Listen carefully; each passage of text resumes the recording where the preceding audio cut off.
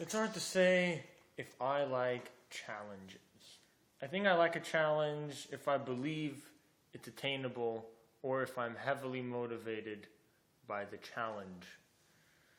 But at the same time, if there's a challenge which can be a little bit overwhelming, I become motivated to quit.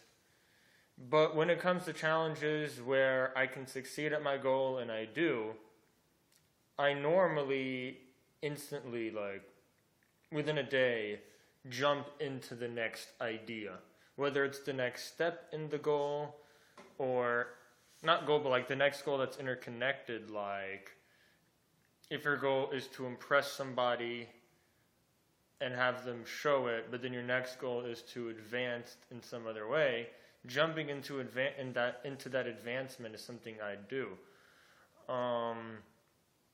But I could also say that I'm somebody who, once I do master it, I might not try to go any further. Like, I can do a lot of interesting music on my piano here, but I'm not trying to be the fastest player on the piano, even though I can do interesting stuff on it.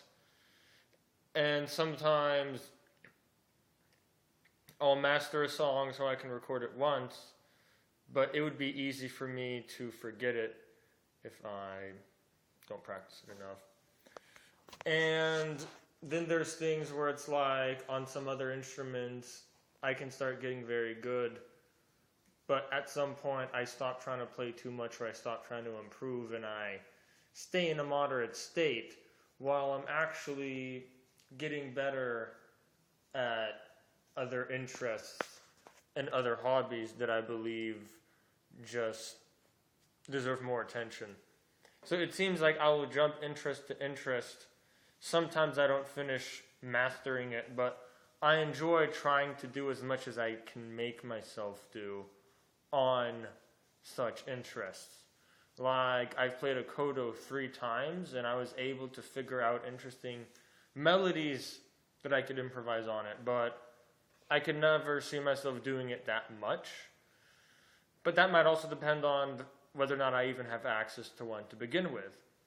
Since I like being rational and realistic, if I rarely have access to a specific instrument, then I'm going to be rarely using it, and that would also affect my goals. So sometimes my goals are rational, sometimes they're heavily motivated by emotion, but usually my goal is to find some point in which I can succeed, even if it's not the official type of mastering, like being incredible on an instrument, but like just being good enough to make it acceptable is what I aim for.